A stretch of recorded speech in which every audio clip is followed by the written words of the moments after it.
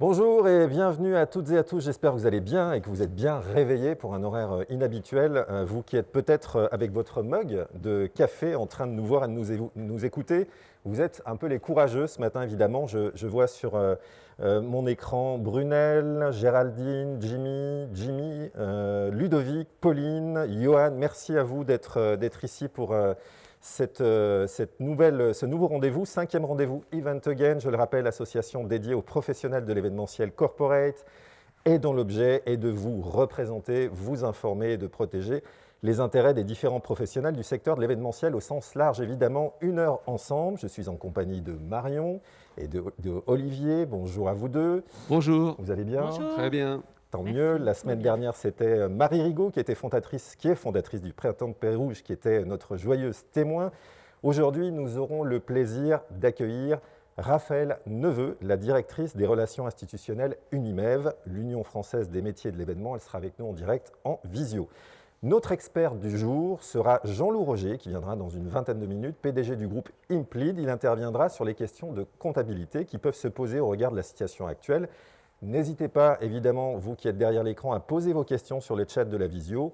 Nous les traiterons du mieux possible. Et bien sûr, notre duo de comédiens de Lulu sur la colline qui viendra illustrer notre webinaire, toujours de manière surprenante. Mais comme à l'accoutumée, je vous propose de débuter notre session avec un point sur l'actualité de l'association. Et je crois qu'on va parler notamment, Marion, de masques ce matin.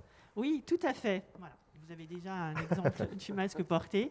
Ce que on voulait vous dire ce matin, entre autres, c'est que voilà, nous avons décidé d'offrir à tous les adhérents d'Event Again un masque pour leur remercier d'être adhérents. Et en même temps, on voudrait lancer un appel pour dire qu'il fallait toujours temps de s'adhérer à l'association Event Again. On a besoin de vous.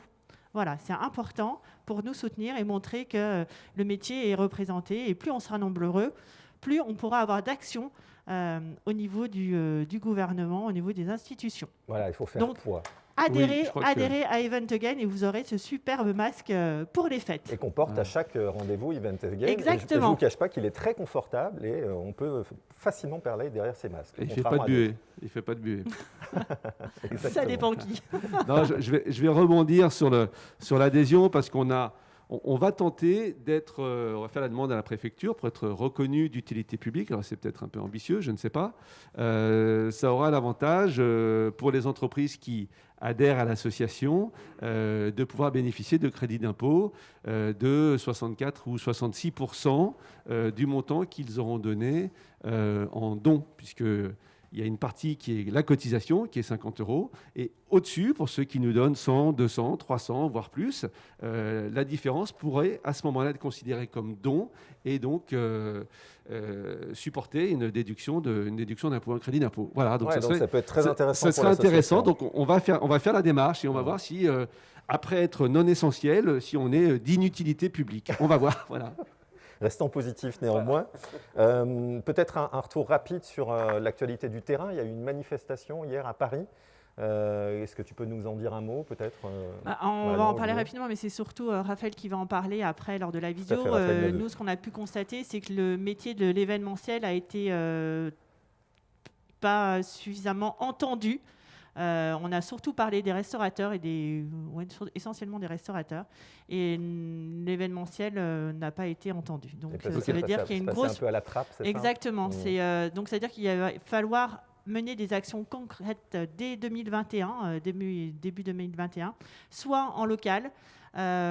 Pour commencer en local et essayer de fédérer un maximum d'associations locales pour être plus fort et pour faire vraiment, pour peser au niveau des institutions et montrer que notre métier est là, il existe et qu'il représente beaucoup d'entreprises et beaucoup de salariés.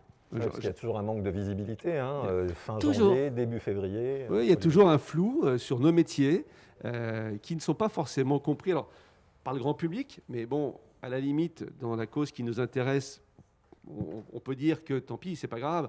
Mais en revanche, c'est vrai qu'on a parfois l'impression qu'à Paris, au niveau des gouvernements, etc., on n'est pas forcément bien suivi.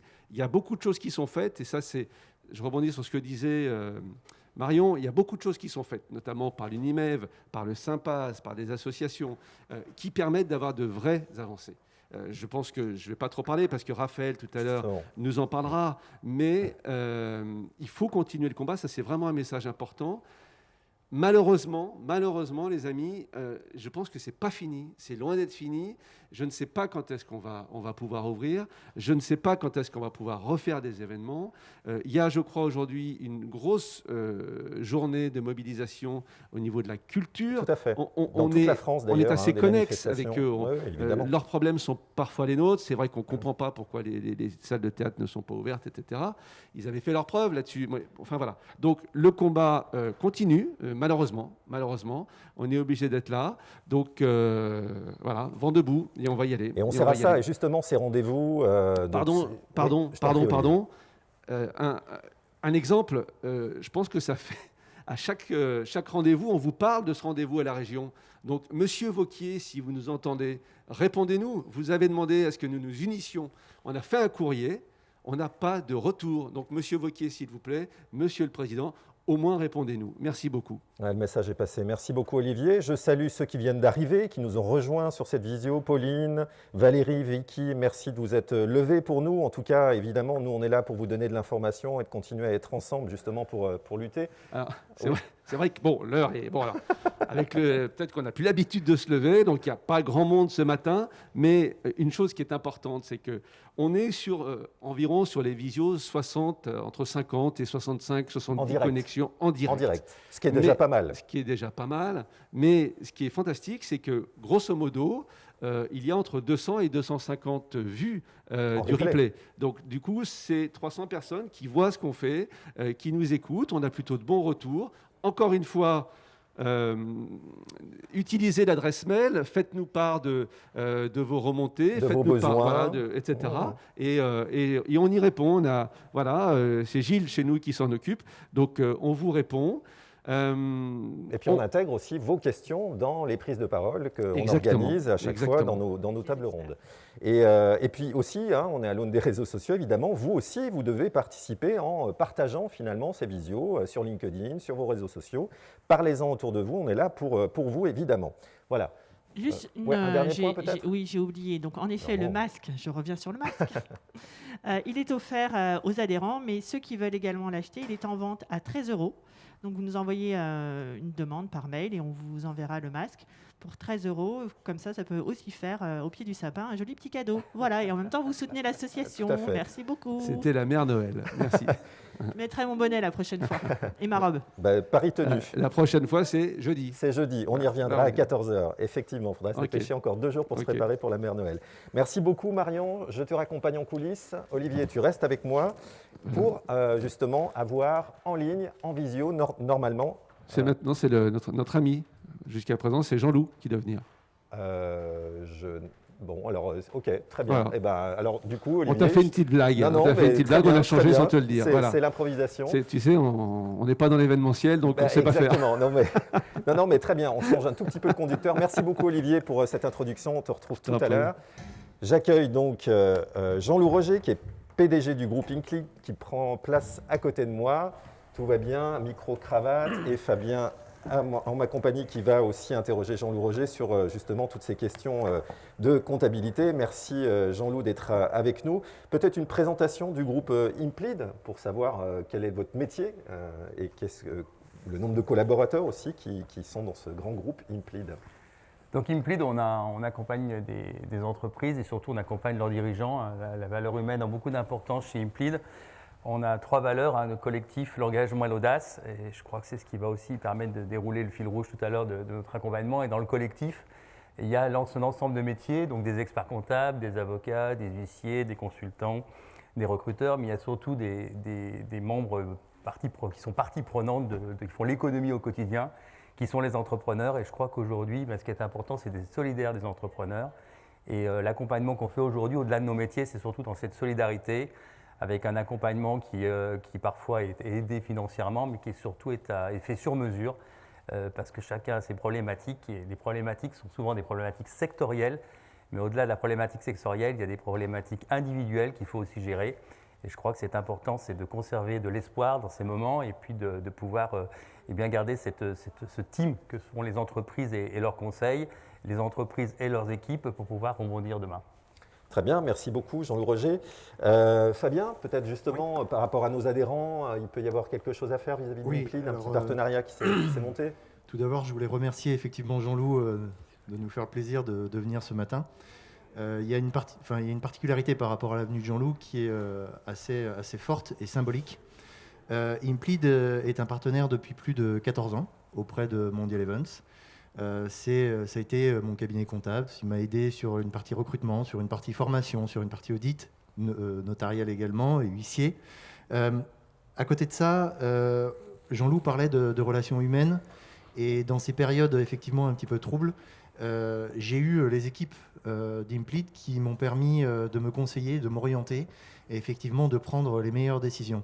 Donc c'est pour ça que, on va dire très concrètement et simplement, j'ai tout de suite pensé à Jean-Loup qui effectivement pouvait venir nous parler un petit peu de la situation aujourd'hui et surtout de l'aide que peut avoir en fait une entreprise comme Implid auprès d'entrepreneurs comme nous qui des fois se met un peu démunis et un petit peu perdus et ne sachant pas quelle bonne décision en tout cas il faut prendre sur la partie effectivement qui le concerne bien entendu. Et deuxième point, au même titre que l'avait fait le cabinet Acléa, Implid joue le jeu par rapport aux adhérents. Effectivement, on vous donnera les coordonnées de Francis Berton, qui est un des collaborateurs associés, je crois, d'Implid, et qui se fera un plaisir de pouvoir répondre à l'ensemble de vos questions, avec bien entendu un tarif effectivement préférentiel. Donc merci à double titre par rapport à Jean-Loup. Voilà. C'est une bonne nouvelle, vous avez entendu, chers adhérents, en tout cas, de cette facilité proposée par Jean-Loup Roger et le groupe Implid. On va commencer dans le dur, si j'ose dire. On dit souvent que le cash is king, et cet adage se renforce avec le contexte de la crise sanitaire. Qu'est-ce qu'on peut dire par rapport justement aux enjeux en lien au cash aujourd'hui dans les entreprises de l'événementiel? Oui, je crois que c'est vrai que si l'important c'est l'humain. L'humain, on peut arriver à créer du lien. Je crois que vos activités d'événementiel, la raison d'être, c'est de créer du lien entre les uns et les autres, mais il faut avoir un peu de cash quand on est une entreprise. Et c'était le rôle, je crois, des experts comptables et des conseillers en général. C'était dans la première étape de vous aider à protéger votre entreprise. Et protéger votre entreprise, c'était un petit peu comme mettre le bateau à quai. Donc il fallait sécuriser tout ça. Et la première étape, c'était de sécuriser le cash. Donc il y a eu, on a été là pour vous aider un petit peu à dénouer un petit peu l'ensemble des aides possibles. Alors il y avait celles qui étaient très classiques, hein, comme l'activité partielle. Il y a eu des PGE, mais il y a eu également de nombreuses aides sectorielles, des fonds garantis, des prêts sectoriels, etc. Et je crois que c'était important dans une première étape de pouvoir sécuriser et finalement d'aller au plus pressé. Et c'était le cash pour que les entreprises puissent continuer à vivre. Jean-Loup, peut-être un point. Aujourd'hui, un grand flou se pose sur le nombre d'aides en fait, que les entrepreneurs peuvent avoir. Aujourd'hui, est-ce qu'il est trop tard? Il n'est jamais trop tard. En tout état de cause, aujourd'hui, comment est-ce qu'on peut avoir une visu globale sur l'ensemble des aides correspondant à notre secteur d'activité ou en tout cas à notre statut? Alors c'est difficile de répondre de manière générale. Implid, par exemple, fait des petits webinaires et on fait des publications sur notre site dès qu'il y a une nouvelle aide qui sort.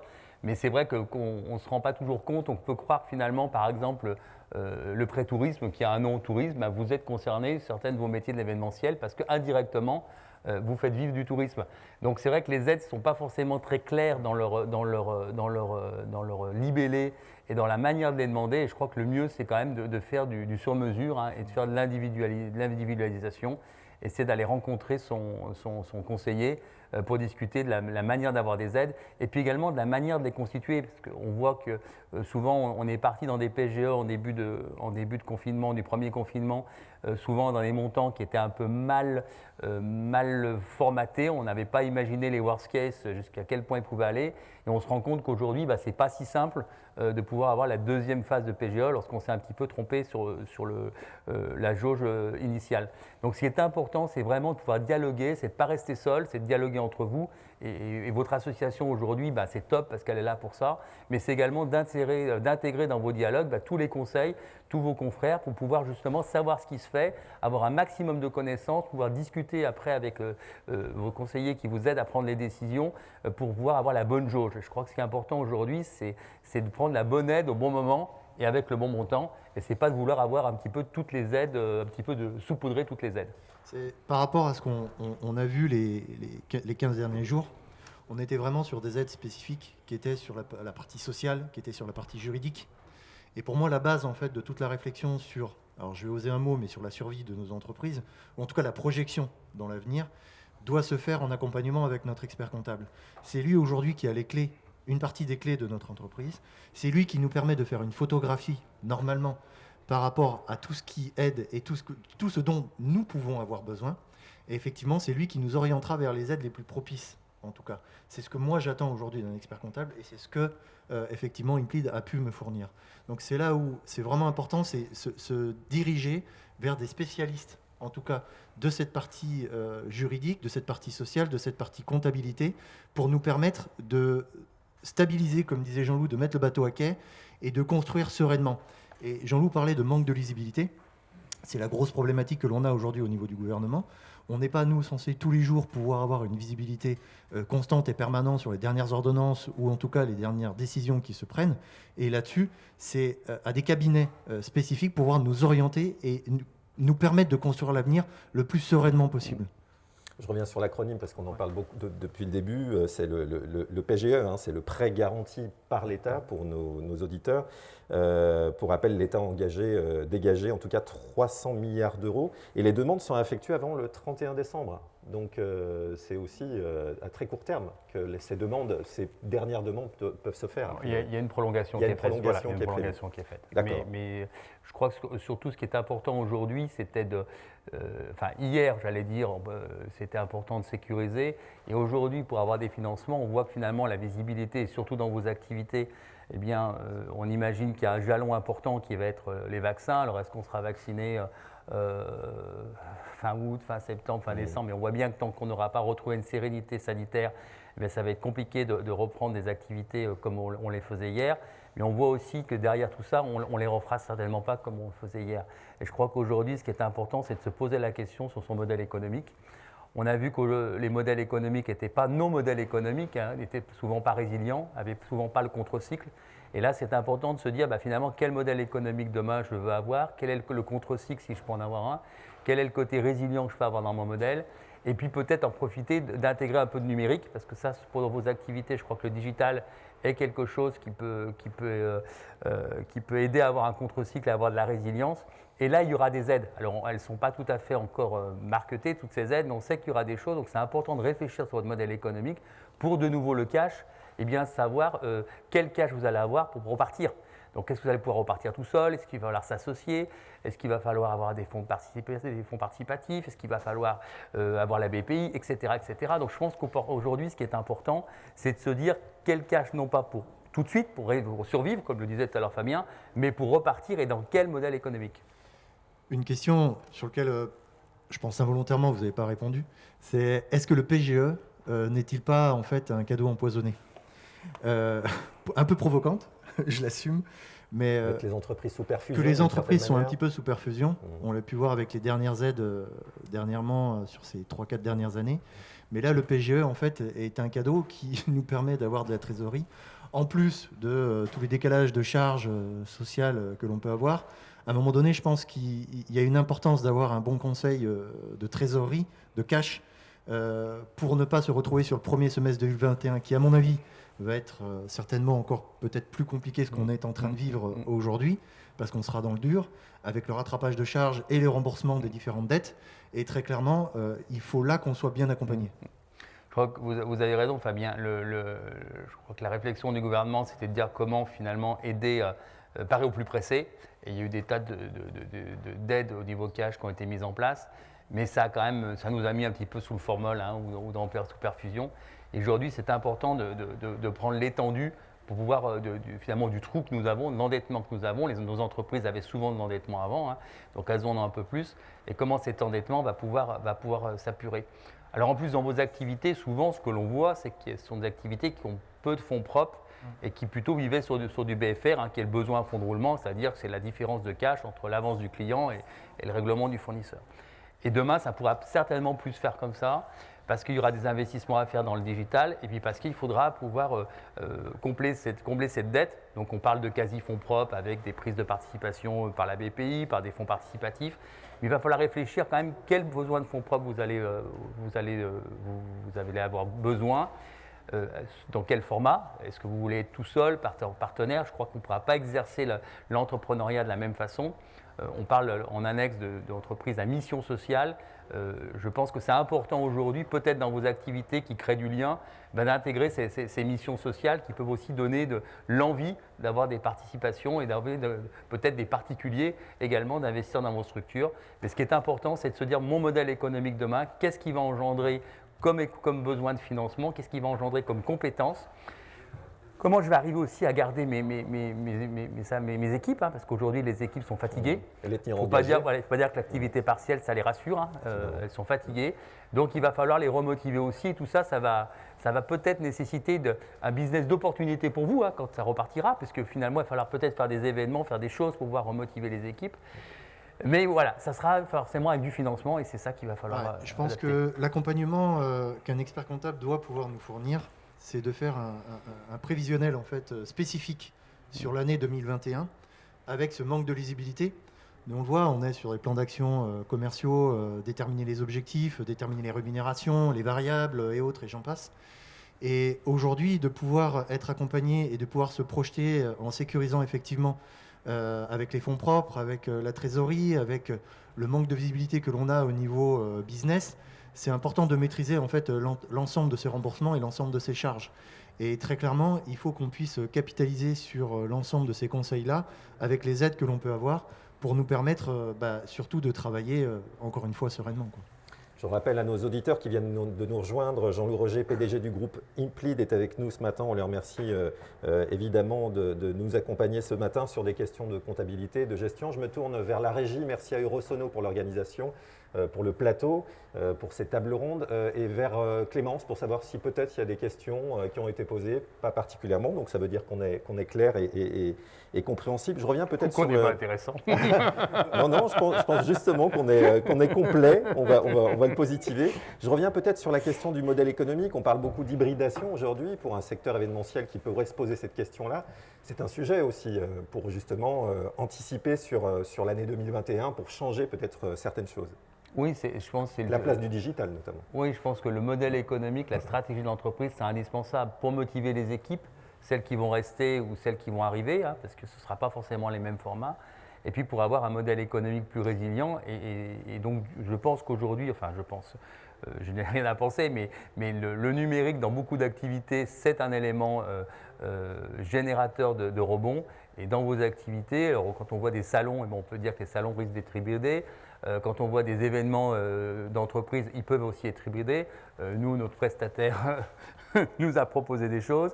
Donc voilà, donc je pense qu'aujourd'hui, on ne peut pas dire, qu'il ne faut surtout pas imaginer pouvoir repartir dans un modèle économique identique au précédent, que ce soit dans la modélisation, que ce soit dans la méthodologie de financement. Et c'est important, je pense, ceux qui s'en sortiront, c'est ceux qui seront un petit peu innovants et qui sauront à la fois se structurer durablement, recréer un socle fort.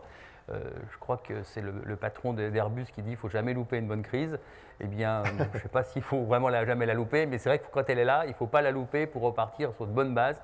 Et la bonne base, ce sera un modèle économique stable qui tiendra compte de l'avenir, donc forcément du digital, donc forcément de l'hybridation, et qui aura des méthodologies de financement stables également qui permettront de faire ces bons investissements et de pouvoir, C'est clair que même dans la consommation de tous les jours auprès de nos clients, le présentiel à 100% qui engendrait quand même des coûts assez conséquents, que ce soit des coûts au niveau des transports, que ce soit des coûts au niveau de l'hôtellerie, au niveau de la restauration, justifiés, mais en tout cas qui étaient des coûts qui portaient sur un budget qui était auprès de 60 à 70% aujourd'hui au niveau du budget et ne laissait que 30% au niveau du contenu. Grâce au digital, en fait, on peut faire une inversion en fait, sur cette partie-là, c'est-à-dire beaucoup plus travailler sur l'engagement, beaucoup plus travailler sur le contenu, sur le message et sur le parcours en fait, du collaborateur. Et aujourd'hui, cette hybridation, parce que la relation client, en tout cas la relation que l'on doit avoir, l'humanisation en tout cas de nos rapports, va revenir. On le voit aujourd'hui. Il y a des restaurants clandestins qui se font, il y a des soirées, les gens ont besoin de se retrouver, on le sent. Et dans les événements, que ce soit sur les salons, que ce soit sur les voyages, que ce soit sur toute cette partie événementielle dont on connaît, dont on maîtrise, aujourd'hui les gens ont besoin de se retrouver. Sous quelle forme, pourquoi, comment? C'est là est la question. Et la question pourra se dénouer en fonction des ouvertures que le gouvernement nous donnera. En attendant, le 100% digital ne perdurera pas. En tout cas, je ne pense pas. Par contre, sur l'hybridation, je rejoins effectivement ce que disait Jean-Loup. Ponctuel, en fait. Ponctuel, et je pense même que ce sera une optimisation aujourd'hui, par rapport ne serait-ce que sur un stand. Aujourd'hui, si vous faites sur du présentiel, qu'est-ce qui vous empêche de le penser hybride et du coup de toucher un champ de personnes beaucoup plus large que vous ne pouviez, on va dire, au départ. Donc très clairement, il y a des investissements qui doivent être faits sur la partie du digital. Donc une réflexion, encore une fois, pour revenir sur notre sujet du jour et pour ne pas s'égarer, qui doit être faite sur l'investissement tant d'un point de vue technologie que d'un point de vue technique, que d'un point de vue humain. Aujourd'hui, l'équipe digitale que nous avions s'est renforcée de 6 personnes. Très clairement, à la place, ou peut-être pour remplacer, ou en tout cas pour imaginer, dans un premier temps, pour imaginer et répondre aux besoins ponctuels, mais dans l'avenir. Puisque dans l'avenir, le digital, l'hybride, fera partie du monde de l'événementiel. Ce qui se passait en décembre 2019 ne se repassera pas en décembre 2020 ou en décembre 2021 ou 2022. Il va y avoir un changement de modèle économique, de consommation et de la façon de traitement aujourd'hui de l'événementiel, tant pour les parties entreprises que les parties agences événementielles ou en tout cas prestataires. Oui, puis si j'ose dire, les clients de l'événementiel aujourd'hui consomment aussi l'événementiel un peu différemment. Enfin, ils ont pris des habitudes ou des mauvaises habitudes, on dira. Donc, il va falloir aussi les accompagner en ce sens-là. Et puis, ça nous a forcé à découvrir d'autres choses. Et on dit souvent qu'un nouveau siècle ne commence pas forcément le premier jour du siècle, mais commence à un événement. Le 20e, il paraît que c'était la guerre de 14. D'ailleurs aussi, il y a eu une pandémie, je crois, en 17, puisque la fameuse grippe espagnole. Mais nous, on rentre dans le 21e siècle, on va vraiment rentrer dans l'ère de ces plateformes, mais pas le tout plateforme, c'est quand même le numérique au service de l'humain. Et je crois que vos activités qui créent du lien ont une raison d'être top pour elles, de donner du sens à ce numérique.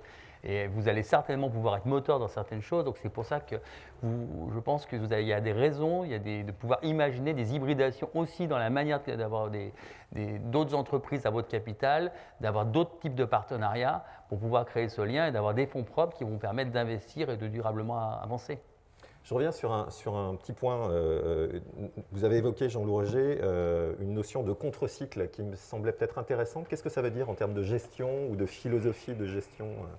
Mais je vais prendre un exemple d'une activité connexe de l'événementiel, qui est la restauration. Et donc, c'est peut-être ceux qui ont le plus vite trouvé un contre-cycle, hein, puisque donc, on ne pouvait plus aller dans un restaurant. Et bien, ils ont fait un click and collect avec des plats emportés, éventuellement des aides avec des webinars pour vous aider à transférer les recettes, à cuisiner. Voilà, donc il y a eu des tas de choses qui sont faites. Donc, c'est d'avoir une économie qui permet d'être… Voilà. Par exemple, nous, nos activités… On a une activité qui est du rapprochement d'entreprises, on appelle ça du M&A. Eh bien, quand ça ne fonctionne pas… Du M&A, l'acronyme ? Le M&A, c'est de Merge and Acquisition, donc c'est fusion et acquisition.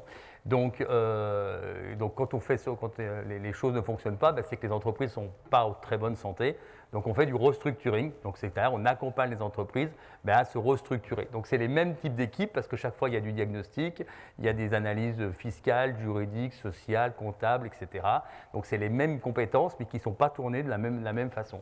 Donc je crois qu'aujourd'hui ce qui est important c'est de se dire que toutes les entreprises doivent avoir des activités résilientes pour pouvoir accompagner durablement leurs clients et pouvoir surtout survivre durablement. Et que la période, ces dernières périodes, des derniers feux, j'allais dire, du XXe siècle, où finalement on avait une croissance qui était beaucoup portée aussi par beaucoup de cash, et puis parce qu'il y avait vraiment une surconsommation, eh bien elle va changer par rapport à cette pandémie, elle va changer également par rapport à la décarbonisation, elle va changer par rapport à des tas de choses, et qu'il faudra vraiment avoir des activités qui seront plus résilientes. Et le numérique, je pense, n'est pas la solution à tous les sujets, mais c'est un des éléments à réfléchir dans vos activités de créer du lien.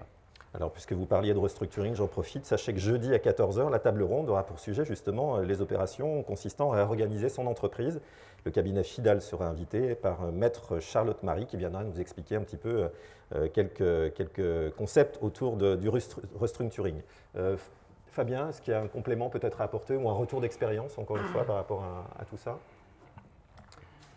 Le retour d'expérience, il est véritablement, je vais reprendre ce que je disais au début de notre intervention sur ne pas avoir peur, en fait, en tant qu'entrepreneur, de dire quand les choses vont bien et quand les choses ne vont pas bien.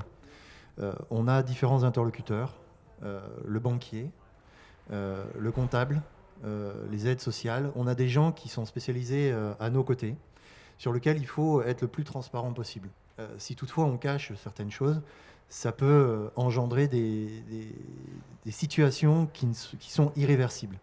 Je pense qu'aujourd'hui, on se doit, puisqu'ils nous accompagnent et on les paye pour ça, d'être le plus transparent possible et de leur donner une véritable photographie de où on en est, puisque de toute façon, ils le verront par la base des comptes, et de ce que l'on souhaite faire dans l'avenir. C'est l'enjeu du diagnostic. C'est le diagnostic. On parlait tout à l'heure des 3 étapes, et ce que l'on souhaite faire par la suite. Et en fonction de notre souhait, de notre volonté de se projeter dans l'avenir en intégrant tel ou tel service, ce sont des gens comme les experts comptables, en tout cas, qui peuvent nous aider à construire cet avenir. Et le seul conseil, ou en tout cas retour d'expérience, c'est être le plus transparent possible et se faire accompagner le plus vite possible pour éviter les problématiques en fait, d'accompagnement. Alors, on va passer. Il y a une question. Merci Yves, qui passe peut-être dans l'écran, au bout du comptoir. Fabien, tu te fais le relais de cette question en citant la personne qui a posé cette question, peut-être ? Non, je pense. Non. Au vu de la question, c'est une question qui est d'actualité. Ah. Selon vous, c'est la mort pour les grands centres de congrès. Alors, Est-ce la mort des grands centres des congrès au regard de la crise actuelle ? Voilà, je la reformule, mais il me semble que c'est à peu près l'esprit de...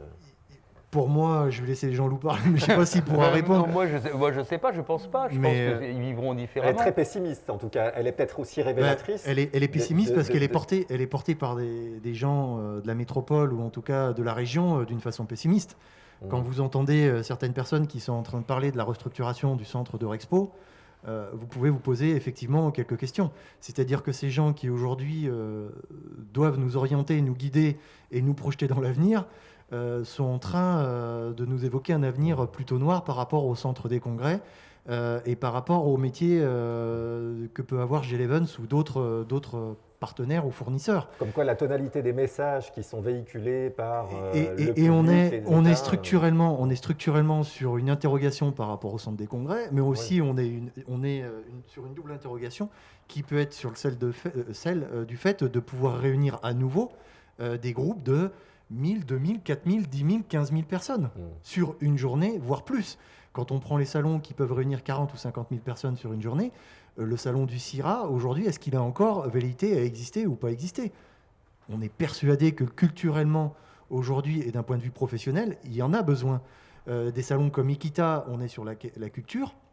Il y a besoin d'avoir ces lieux pour réunir ça. Si on commence à nous supprimer les centres de congrès, où allons-nous ? Enfin, je veux dire, aujourd'hui, il y a les congrès de l'ordre des experts comptables, il y a tout un tas de salons ou de congrès qui se déroulent, sur lesquels il y a un échange, je dirais, de savoir et une transmission. Enfin, d'un point de vue professionnel, Jean-Loup, je pense que vous participez à plusieurs congrès dans l'année. Moi, je crois que, je ne suis pas si pessimiste que ça. Je pense que, oui, je suis l'avis de Fabien. Je pense que tous les congrès qui permettent d'avoir du lien, que ce soit un lien en B2B2C, alors ceci, on voit paraître plus évident, ce qui est un peu de balade, un peu de culture, donc ceci, je ne vois pas pourquoi ils évolueraient. Et ceux qui sont professionnels, oui, il y avait un vrai lien qui existait et ils perdureront et peut-être qu'ils se développeront. Et ceux qui étaient un petit peu en mal de créer de liens, et finalement c'était plus une contrainte de se positionner sur ces congrès parce qu'on était plus sur une lancée, oui, ils seront certainement en plus grande difficulté. Mais je crois qu'aujourd'hui, ce n'est pas le moment de se dire, voilà, toi tu es condamné, toi tu n'es pas condamné, dans toutes les activités, pas que la vôtre d'ailleurs. Et il ne faut surtout pas s'isoler, c'est ce que le retour d'expérience que moi je peux avoir, c'est qu'il faut jouer collectif.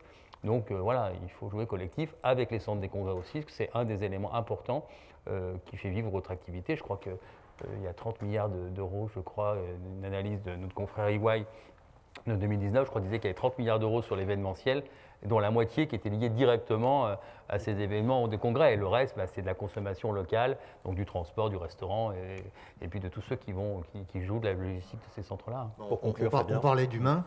Je dirais qu'aujourd'hui, le congrès, le salon, la réunion est au cœur de la relation humaine. Aujourd'hui, il y a des messages qui sont descendants ou montants. Quand on est en digital, le descendant est beaucoup plus facile que le montant. Mais aujourd'hui, au niveau retour expérience, quand on a besoin de pouvoir échanger et partager, rien de tel que de pouvoir se voir en face à face et de pouvoir effectivement prendre la température. Donc la mort des congrès, en tout cas, je ne peux pas prédire, mais je ne la souhaite pas parce que sinon, ça veut dire que notre secteur d'activité ira vraiment très mal.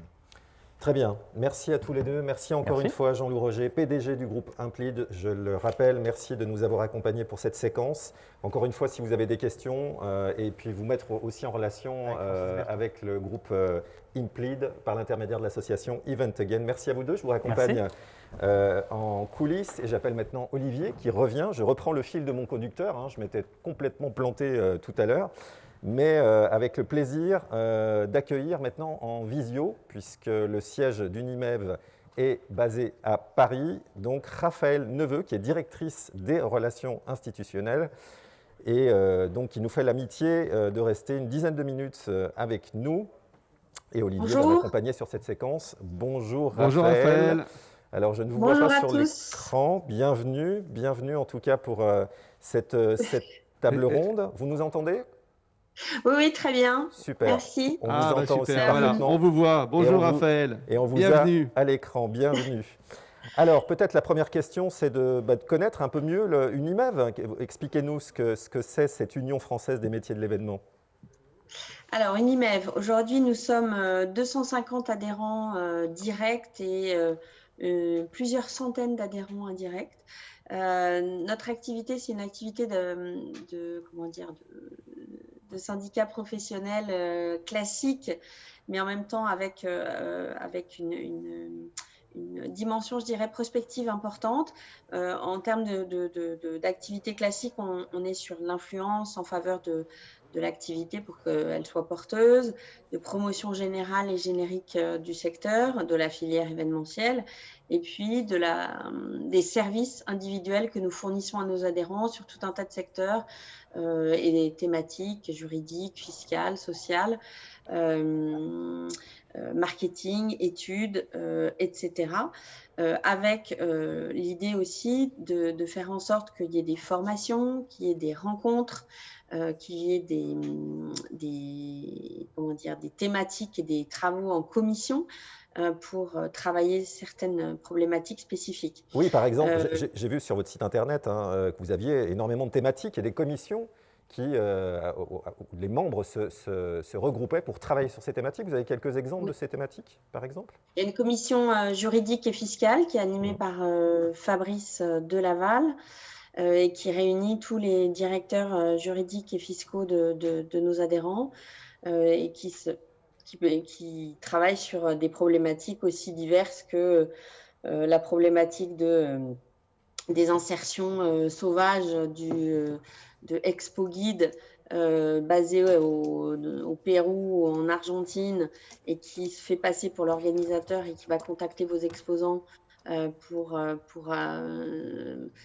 capter de l'argent en termes de publicité dans un catalogue, comme les questions fiscales sur la TVA, tout un tas de sujets. Ça peut être la TVA sur la marge. Enfin bon, voilà. Donc on est sur des sujets qui sont très très différents. On a une commission. Après, on a des commissions par groupement. Le groupement des foires, des salons, des congrès. On a un groupement des gestionnaires de sites également. Oui, donc globalement, en synthèse, tous les métiers un petit peu effectivement du secteur événementiel. Tous les métiers sont présents. Juste une dernière question et après on passera au cœur de notre sujet. C'est comment l'Unimev finalement s'articule dans le cadre de cette crise sanitaire. Vous êtes, et financière. Et financière, évidemment, pardon. Vous êtes un organisme qui est territorial, c'est-à-dire que le siège est basé à Paris et puis vous avez aussi des entités… Le siège est basé à Paris, mais nous sommes une association loi 1901. D'accord.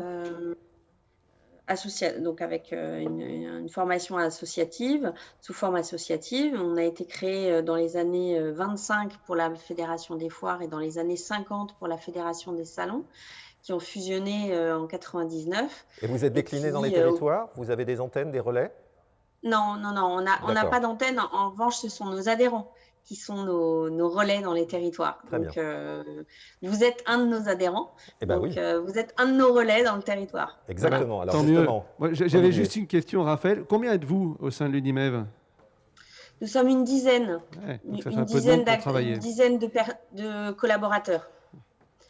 Donc, vous intervenez vis-à-vis des pouvoirs publics, d'une certaine manière. Là, c'est vraiment Alors, voilà, un donc beau sur la cœur de métier, on partie va dire. gestion de crise,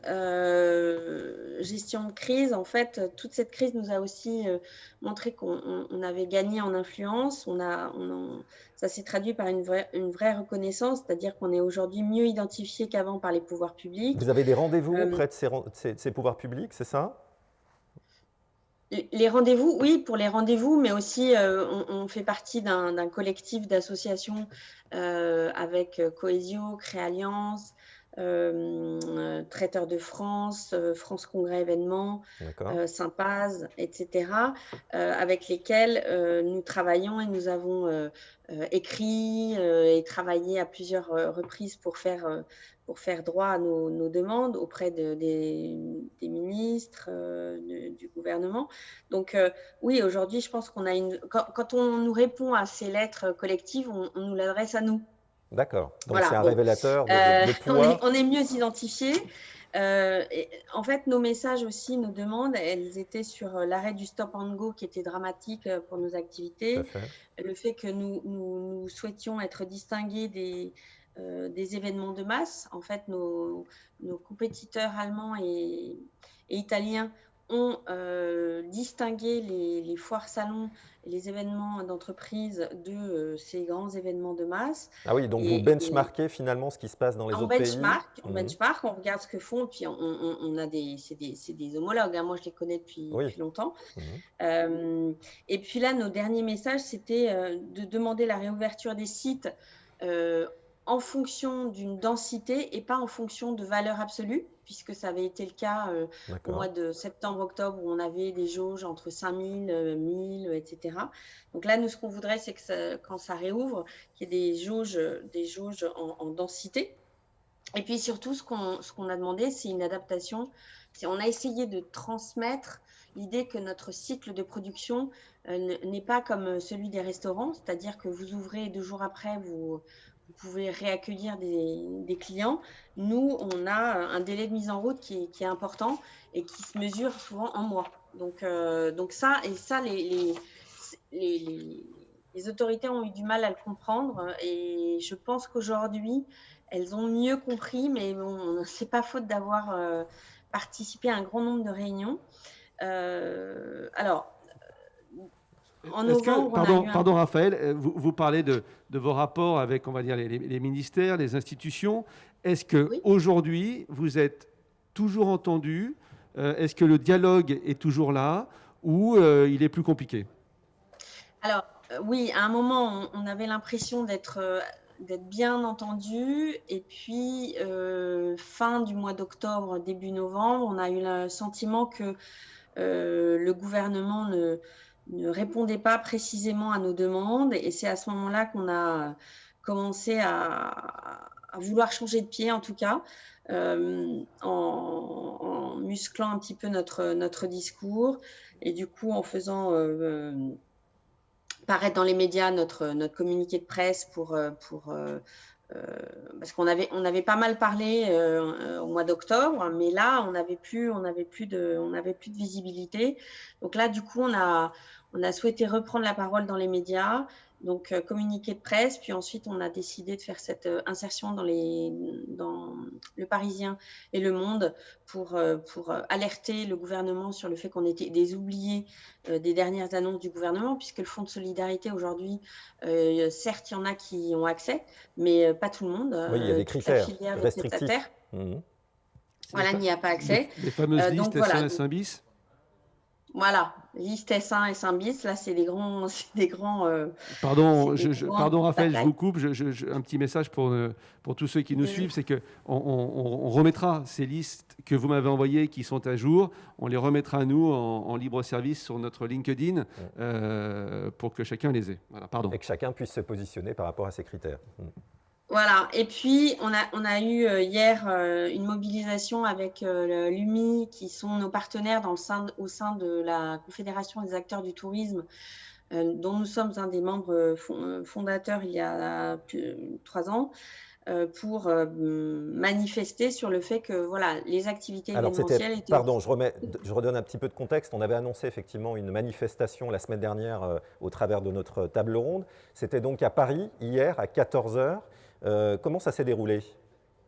Écoutez, pour l'organisation en une semaine chrono, Oui, on trouve que ça s'est plutôt bien déroulé. oui. On avait quelques parlementaires. Qui ont manifesté dans le Qui cortège, c'est ça? alors, on n'était pas dans un cortège, on était statique, D'accord. mais on a eu quand même une petite couverture médiatique. Alors après, tout le monde, hein, c'était les restaurateurs, les boîtes de nuit, etc. Mais l'événementiel a pu aussi s'exprimer. On était en rouge, donc bon, après, on n'est pas habitué à manifester. Oui. Mais voilà, c'était un coup d'essai et il y aura une seconde opération en janvier. Ah, d'accord. Vous avez Après déjà mis ça en œuvre, enfin programmé, Oui, oui, oui. Qui Oui, est oui. une On vous tiendra au courant, mais bien sûr. Oui, parce que c'est c'est sur les rails. c'est un événement qui est peut-être aussi régional, pas uniquement national, c'est ce que j'ai cru comprendre.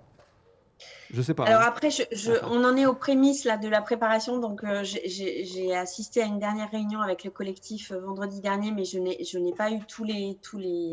Mais oui, j'imagine que ça sera quelque chose qui ne sera pas que parisien. Et l'idée, c'est que, en fait, là, hier, c'était que de faire monter aussi des gens de toutes les régions de France pour converger vers Paris. Mais je pense que ça sera quelque chose qui sera plus élargi en mois de janvier. Voilà. Ok. Mais bon, notre idée, quand même, l'idée d'Unimef, c'est de... Alors, tout à l'heure, vous vous posiez la question de savoir comment les élus d'Unimef se battent. Les élus d'Unimef se battent au quotidien. On a un bureau, on a 2 présidents, donc Olivier Roux, vice-président de GL Evans, et Pierre-Louis Roucariès, qui est le président de Provence-Côte d'Azur Evans et directeur général du Palais des Congrès de Mandelieu-La Napoule, qui sont en tandem. Et puis, on a un vice-président très actif qui est Fabrice Laborde, président de Créalliance et donc vice-président d'Unimef au titre du groupement des designers de stand. Et puis, on a une vice-présidente aussi en charge du groupement des gestionnaires de sites qui est aussi très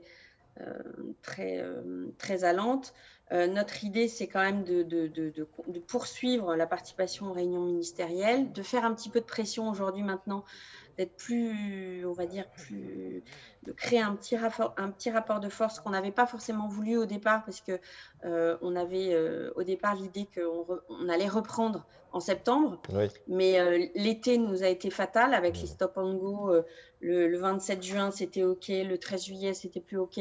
Le 27 juillet, c'était OK. Enfin bref, le 13 août, ça n'était plus. Bref, ça a été très compliqué. Le deuxième point qui a mobilisé aussi notre équipe, c'est tout le travail sur les chantiers d'avenir. Les chantiers d'avenir qui concernent tout un tas de sujets dont vous avez parlé, à savoir tout ce que nous voulons faire avancer comme réflexion pour les sites d'accueil, parce qu'on sait très bien qu'effectivement, les sites d'accueil ne retravailleront plus de la même manière qu'avant. On a travaillé aussi à la rédaction d'un manifeste dont vous avez peut-être entendu parler, qui a été diffusé la semaine dernière. Et qu'on a diffusé, qu'on a repris aussi, oui. Voilà, on a produit également l'Event Data Book sur les données de 2019 et on a fait un petit travail avec des nouveaux partenaires sur les data et un focus sur la crise du Covid. Et puis, on a continué nos travaux sur l'engagement pour la croissance verte, puisque ça fait 1 an et demi qu'on est engagé dans la rédaction avec l'État d'un accord pour s'engager vers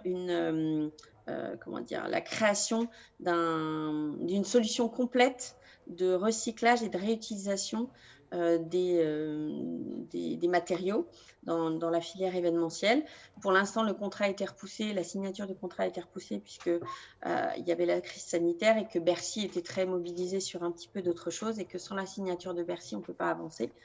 Et puis, on était aussi sur la montée en compétences de la filière dans le domaine RSE et développement durable. Alors, on a organisé des séminaires, des formations collectives pour des acteurs sur la norme ISO 20121. Il faut savoir qu'Unimev a été le représentant français qui a participé à l'élaboration de la norme, qui avait été proposée au départ par les Britanniques, et que en tant qu'expert et représentant de la France dans ce domaine d'excellence dans lequel nous sommes très forts, Unimev avait contribué pendant 3 ans à la rédaction de cette norme à l'international. Donc on capitalise aussi sur cette norme qu'on a co-construite au niveau mondial. En tout cas, on sent bien qu'Unimev est au front, si j'ose dire, et sur le terrain est très actif. Alors, on a une question. On est d'ailleurs très heureux, Raphaël, d'être adhérent, et ça nous permet vraiment de récupérer beaucoup d'informations pour nos adhérents. Alors oui, on a une question qui est revenue souvent. La restauration a Philippe Etchebest comme porte-parole. Pourquoi, sur l'événementiel, n'arrive-t-on pas à avoir un porte-parole peut-être médiatique, une figure, en fait. Une figure qui pourrait prendre aussi la parole. Alors, question piège. Oui, Alors, vous avez fait un casting. On n'est pas... En fait, alors dans notre filière, vous savez que notre filière, en fait, par rapport à la restauration, qui est assez essentielle dans la vie des Français, qui est très proche dans la vie des Français, puisque les Français aiment se retrouver autour d'un bon repas. Nous, la filière événementielle, on est dans les coulisses généralement. Quand on parle de l'aéronautique, de la filière aéronautique, on parle très peu du salon lui-même de l'aéronautique. Quand on parle de la décoration, c'est au moment de Maisons et Objets qu'on a un reportage, mais on parle de la décoration, on ne parle pas de l'organisation du salon de Maisons et Objets. On est dans l'ombre souvent, mais c'est vrai que on est dans l'ombre. On est connectés, c'est les métiers de la culture ont besoin de nous aussi, ont besoin des intermittents, ont besoin des décorateurs. Voilà, c'est pas notre culture forcément. C'est vrai. En revanche, effectivement, c'est quelque chose qu'on avait essayé de valoriser avec... Mais c'est vrai qu'il faudrait nous trouver des porte-paroles. De mon côté, moi, j'avais essayé d'en parler avec le directeur du CIAL, qui m'avait dit, mais tu sais, c'était avant l'été, c'est difficile parce qu'on ne sait pas si on va tenir le salon. Donc, faire intervenir un grand exposant, un grand patron de Danone ou de Michel et Augustin ou de je ne sais pas qui, pour parler du salon, c'est compliqué pour nous. Mais oui, c'est un de nos axes d'attaque complémentaires, on va dire, d'aller voir les grandes filières économiques qui souffrent de ne pas avoir leur rendez-vous et de leur demander de nous aider. Mais c'est en cours, c'est un gros travail. Oui, bien sûr. Et puis on vous rejoint, on sait qu'on est plutôt dans l'ombre. J'ai une autre question, on a une autre question. Une dernière question. Allez, une dernière question qui concerne, vous en avez un peu parlé, mais sur ce premier trimestre 2021, qu'en est-il des aides on va les mettre toutes, le fonds de solidarité, le chômage partiel, l'histoire des congés payés. Est-ce qu'aujourd'hui, on a des certitudes, c'est-à-dire un décret sur lequel ces aides sont reportées et continuent d'exister pour nous, événementiels? Alors nous, on est très prudent parce qu'on a été... on a eu le sentiment à un moment que le gouvernement faisait de la com avec les secteurs très touchés, vous comprenez, on va les aider, etc. Non, il faut que vous sachiez quand même, et c'est aussi un travail qu'on a fait pendant la crise, là, récemment avec Fabrice Laborde notamment, c'est de faire les calculs de tout ce qui reste à charge. Et aujourd'hui, nous sommes à 50% de reste à charge en comptant le chômage partiel, les aides sur les exonérations de charges, même si nous n'avons pas eu les exonérations de charges de juin à août, alors que les parcs expos et les centres de congrès étaient fermés. Et donc, de fait, l'activité est interdite, en tout cas pour l'activité la plus forte, enfin une des plus fortes qui est l'activité salon. Certaines activités de corporate étaient possibles, mais alors, pour être clair, pour l'instant, nous n'avons pas les textes sur le chômage partiel. Vous avez entendu comme moi que Elisabeth Borne a dit que ce chômage partiel sans reste à charge serait prolongé jusqu'en janvier. Mais nous, ce qu'on demande, d'abord, on n'a pas les textes. Et deux, Non. Alors, moi, à ce matin, je ne les ai pas. On veille avec Unimev tous les matins, on regarde le JO. Et puis, on est au MEDEF aussi, donc on se fait aussi épauler par le MEDEF. Donc, pour l'instant, on n'a pas les textes, mais on espère bien, nous, dire au pouvoir public, et on avait eu le contact avec le cabinet Borne la semaine dernière, de dire... il faut que vous nous aidiez dans la période transitoire, parce que ce n'est pas parce qu'on va réouvrir peut-être le 20 janvier ou le 1er février qu'on aura notre activité qui va revenir. Non, ce n'est pas du tout le cas. Donc, nous, ce qu'on leur dit, c'est que l'activité devrait revenir à peu près à la normale, si tant est qu'elle revienne à la normale, plutôt en septembre. Et donc, il faut nous accompagner au moins sur le premier semestre. Ce n'est pas du tout gagné. Donc, mais c'est un discours que nous tenons et nous continuons de le tenir, notamment vis-à-vis des parlementaires que nous mobilisons. Et en ce moment, il y a les discussions de PLF, en ce moment à l'Assemblée. PLF. Donc, projet de loi de finances. Très bien. Projet de loi de finances, pardon. Donc, je vous laisse conclure, vous avez 10 secondes. Merci Raphaël. Sur le chômage partiel, on n'a pas de texte, mais on les attend et dès qu'on les aura, vous serez prévenus par l'intermédiaire de Frédéric. Merci. En tout cas, Raphaël, un grand bravo, parce que nous, ici, à notre niveau, on sait ce que c'est, mais un grand bravo pour vos actions, un grand merci. On est avec vous, on essaye de grossir vos rangs, parce qu'on sait que plus on est nombreux, plus on pèse. Voilà. Merci. Ouais, vous pouvez aussi, vous-même, tous les adhérents peuvent s'adresser à leurs propres députés et sénateurs pour leur dire combien l'événementiel est important pour mettre un peu la pression. La filière, même si cet événementiel va s'hybrider, et j'en suis... et on a une cellule aussi chez Unimev qui travaille sur la prospective et sur un certain nombre de sujets d'avenir. Personnellement, je ne suis pas hyper convaincu que tout change de façon aussi radicale. Mais ça n'est que mon avis. Non, il y a des choses qui vont changer. Il y a d'autres choses qui vont prendre plus de temps. Merci beaucoup, Raphaël Neveu, directrice des relations institutionnelles d'Unimev. On en sait un peu plus sur l'organisation, sur l'Union française des métiers de l'événement. Et puis, on en sait un peu plus sur les actualités des coulisses, en fait, vis-à-vis des pouvoirs publics. Et puis tout ce qu'ils font. Voilà. Et tout ce qu'ils font. Merci beaucoup. À très bientôt, Raphaël Neveu. Merci. Alors, il est temps maintenant d'accueillir, comme vous en avez l'habitude, chaque semaine, nos comédiens de Lulu sur la colline qui rentrent sur le plateau. Olivier, tu peux rester là. Peut-être que ça va te concerner, mais on peut les applaudir. Bon, Paix. Oui, voilà. Non, parce qu'on s'est aperçu qu'en fait, l'important, c'est de savoir connaître le futur. Et en ce moment, on s'aperçoit que les cabinets d'expertise comptable, enfin tous les organismes qui essayent d'aider les entrepreneurs de l'événementiel, s'apparentent de plus en plus à des cabinets de voyance. Donc du coup, on a fait venir. Vous présentez-vous ? Oui, bonjour, je travaille pour la société IRMA, mais alors avec 2 M. Il reste de moins en moins d'argent. IRMA. Voilà, et alors moi je lis pas dans les runes, mais dans les bugnes. Voilà. Et alors j'ai une bonne nouvelle pour tout le secteur de l'événementiel et de la culture. J'ai un petit peu lu, et là je vois très clairement une amélioration. Je vois plein de zéros. Plein de zéros. Des zéros, des zéros. Des zéros, oui. Énormément de zéros. Ça, c'est bien, ça. Oui. Et quel est le chiffre devant les zéros ? 0. Ah, ça s'appelle l'avoir dans le zéro. Voilà. Oui. Donc, on a vu un peu, donc il y a eu Olivier au départ qui a dit que, en fait, il fallait... c'est un message d'espoir d'Olivier Stamboul, mais il ne sait pas quand ça va commencer, ça va recommencer et que ça va ouvrir, donc il faut simplement avoir de l'espoir. Oui, j'ai aucune réponse là-dessus non plus. Oui, c'est comme par rapport à Laurent Wauquiez, on n'a pas de réponse non plus. Pas de réponse. Salut Lolo, si tu nous regardes. Lolo, boutin, mais sors d'Issingeau et viens nous voir.